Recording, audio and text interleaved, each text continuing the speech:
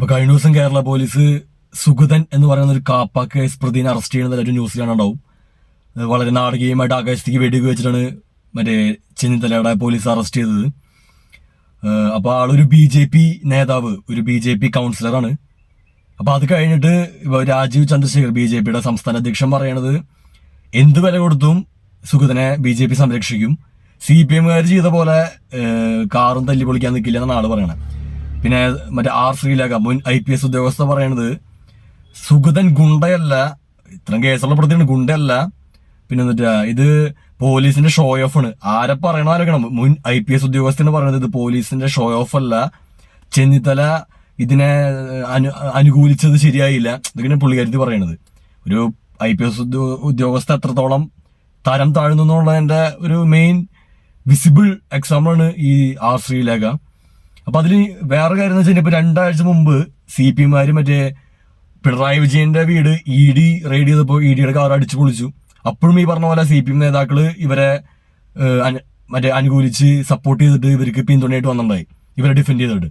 അപ്പൊ ഇതിനൊക്കെ പിന്നിലൊരു രാഷ്ട്രീയമുണ്ട്. അത് അറിയാത്തവർക്ക് വേണ്ടി ഞാൻ പറഞ്ഞുതരാം. അതായത് ഈ ഗുണ്ടകളെ അല്ലെങ്കിൽ ഈ അക്രമം ചെയ്യണ ആൾക്കാരെ, പാർട്ടിക്കാര്, എസ്പെഷ്യലി BJP ആൻഡ് CPM. ഇപ്പോ കോൺഗ്രസ് അത്രയ്ക്കില്ല, അവരത്രയ്ക്ക് അക്രമം കമ്പാരിറ്റീവ്ലി കുറവാണ്, ഇല്ല എന്നല്ല, കമ്പാരിറ്റീവ്ലി കുറവാണ്. അപ്പൊ ഇവര് ഈ CPM-ഉം BJP-ക്കും ഇങ്ങനെ ആൾക്കാരെ പ്രൊട്ടക്ട് ചെയ്യണത്, അല്ലെങ്കിൽ ഈ പാർട്ടി നേതാക്കന്മാരുടെ അക്രമത്തെ അല്ലെങ്കിൽ വയലൻസിനെ പ്രൊട്ടക്ട് ചെയ്യണതിന്റെ മെയിൻ കാര്യം എന്ന് വെച്ച് കഴിഞ്ഞാൽ ഈ അണികൾക്ക് അല്ലെങ്കിൽ പാർട്ടി അനുഭാവികൾക്ക് പാർട്ടിയിലുള്ള വിശ്വാസ്യത, അതായത് അത് നിലനിർത്താൻ വേണ്ടിയിട്ടാണ്. എന്തുണ്ടായാലും പാർട്ടി ഒപ്പം ഉണ്ടാവും എന്ന് അണികളിലേക്കുള്ളൊരു മെസ്സേജാണ് ശരിക്കും ഇത്. പറഞ്ഞ മനസ്സിലായ?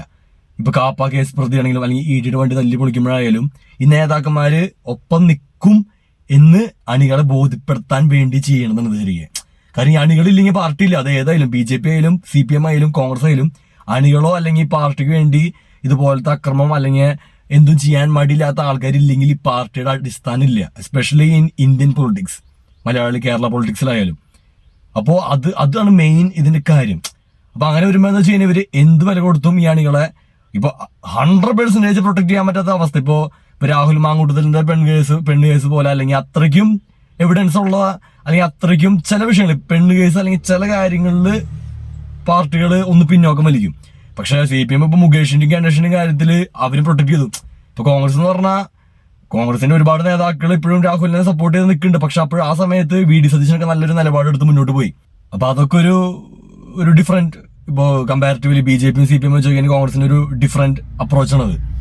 അപ്പൊ അതില് ഇതാണ് മെയിൻ കാര്യം. അതായത് ഈ ഒരു അണികളുടെ വിശ്വസ്തത, അതായത് പാർട്ടി ഒപ്പം ഉണ്ടാവും എന്നുള്ള ഒരു മെസ്സേജാണ് ശരിക്കും ഇത്. പറഞ്ഞ മനസ്സിലായ? അതോടൊപ്പം തന്നെ ഇപ്പൊ രാഷ്ട്രീയം ചെയ്യണമെങ്കിൽ ഇപ്പോ കോൺഗ്രസിന് അത്രയ്ക്കും അക്രമ രാഷ്ട്രീയം ഇല്ല കമ്പാരിറ്റീവ്ലി BJP-നും കോൺഗ്രസ് CPM-നും വെച്ച് നോക്കി കഴിഞ്ഞാൽ.